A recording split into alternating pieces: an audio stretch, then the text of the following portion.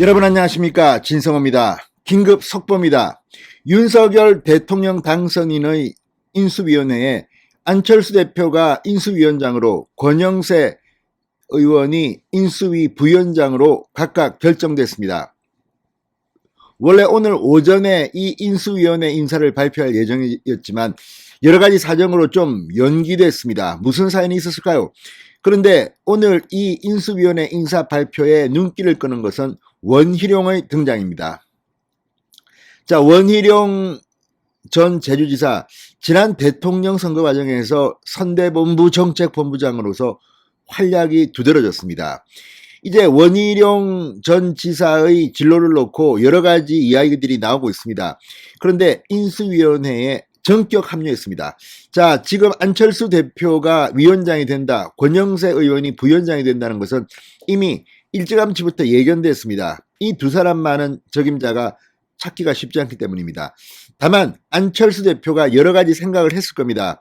내가 국무총리를 하느냐, 또는 뭐 경기도지사에 출마하느냐, 아니면 뭐 다른 당대표를 노리느냐, 이런 여러 가지 정치적 진로의 인수위원장을 하느냐 마느냐는 것은 상당히 중요합니다. 결국 안철수 대표가 수락을 한 겁니다. 권영세 부위원장은 더 심각합니다. 원래는 선거를 워낙 치열하게 치렀고 정말 잘했습니다. 그래서 쉬고 싶다는 뜻을 비췄고, 어제까지도 이 권영세 의원은 안 하겠다고 했습니다. 그리고 일부에서는 원내대표 출마설도 나왔습니다.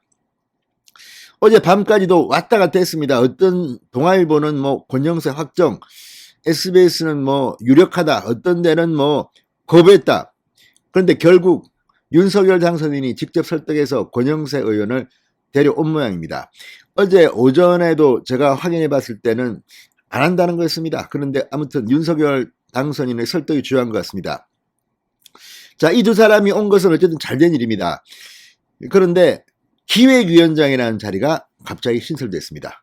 자, 인수위원회의 이 기획위원장은 윤석열 당선인이 특별히 이 기획위원장이라는 자리를 만든 것으로 보입니다. 대개 각 분과의 분과 간사가 주역하고 인수위 위원장, 부위원장, 간사체제, 그 다음에 인수위원, 이렇게 4단계로 원래 운영되는 것이었는데, 기획위원장이라는 뭐 제 입장에서는 처음 들어보는 그런 자리인데 인수위에 생겼습니다. 아무튼 이 원희룡 전 본부장이 기획위원장으로 인수위에 상당한 실세 역할을 할 것으로 예상됩니다. 자, 이 윤석열 당선인은 정책본부장, 그러니까 윤석열 당선인의 선거 기간 중 본인의 정책을 사실상 책임졌던 원희룡을 인수위에 보내서 정책들을 리더하게 만들 것으로 보입니다. 인수위원장, 부위원장은 사실 할 일이 많습니다.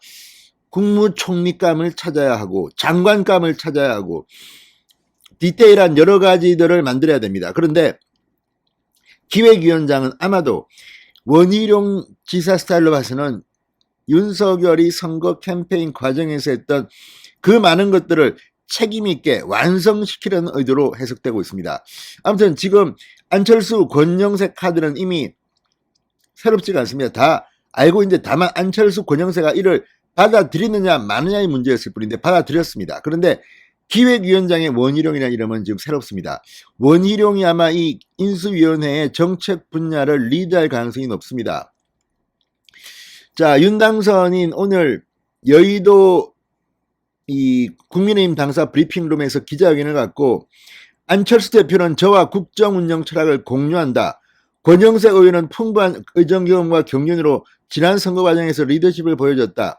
정부 인수 업무를 성공적으로 이끌 것이라고 설명했습니다. 실제 이런 권영세 부위원장이 잘할 겁니다. 이게 단순히 새로운 분야를 뭐 이렇게 만드는 것도 있지만 전 정부, 문재인 정부와의 인수인계도 상당히 중요합니다. 자, 기획위원장이 사실은 지금 스포트라이트를 받고 있습니다. 이건 뭐지? 오늘 원래 위원장, 부위원장 인사만 발표하는 거 아니었나? 그런데 기획위원장에 대해서 이렇게 말합니다. 국민의힘 선대본부 정책본부장으로 일하면서 공약 전반을 기획했다. 일 잘하는 정부, 능력 있는 정부로 국민을 주인으로 모시고 국민 통합을 이루겠다고 덧붙였습니다. 자, 그러면서 윤 당선인은 국가의 안보와 민생 문제에 대해 신속하게 정부 업무를 인수하고 새 정부의 국정과제를 수립하겠다. 인수위는 7개 분과와 1개 위원회, 국민통합위원회, 그리고 2개 특별위원회, 코로나 비상대응 특별위원회, 지역균형발전 특별위원회로 운영된다고 밝혔습니다. 균형발전 정책에 대해서 윤 당선인은 어느 지역에 사느냐에 상관없이 누구나 공정하게 대우받아야 한다. 지역 공약이 국정과제에 반영되도록 하겠다고 덧붙였습니다. 자, 인수위 7개 분과는 기획조정분과와 외교안보, 정무사법행정, 경제 1, 경제정책, 거시경쟁, 금융, 경제 2, 산업일자리, 과학기술교육, 사회문화복지, 사회복지문화입니다. 자, 어쨌든 이런 것들에 대해서 이제 윤석열 인수위는 출발합니다. 자, 이 윤석열 당선인은 이번 인수위를 실용적으로 이끌겠다고 했습니다. 전문가, 그러니까 과거처럼 뭐 국회의원이나 대학 교수 아니랍니다. 윤석열 당선인 측에 따르면 의원 참여는 최소로 한다. 그리고 현장 실무 경험이 있는 뭐 기업인도 좋고 대학 교수도 그냥 뭐 이렇게 글만 이렇게 하는 사람이 아니라 현장과 소통한 경험이 있는 그런 검증된 사람 위주로 인수위원을 선정하겠다는 그런 취지라는 뜻을 밝혔습니다. 무조건 현장 일한다.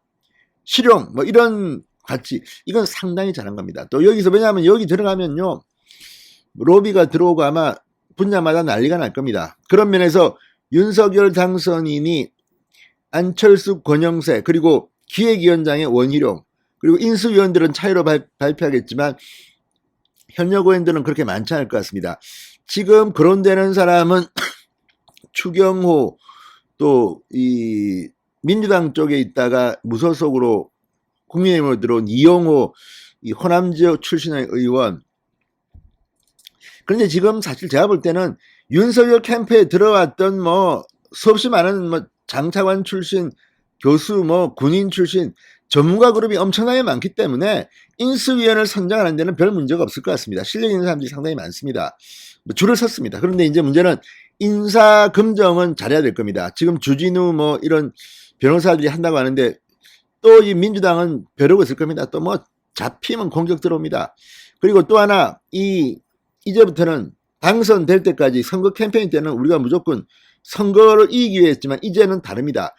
대한민국을 잘 만들어야 하는 겁니다. 지금부터는 뭐 이 선거하던 그런는 안 됩니다. 이제는 실력, 능력, 그리고 추진력, 또 하나는 윤석열 당선이 안정적인 운영을 할 수 있도록 도와줘야 합니다. 아무튼 안철수, 권영세가 오케이 했습니다. 그리고 원희룡이 새로 들어왔습니다.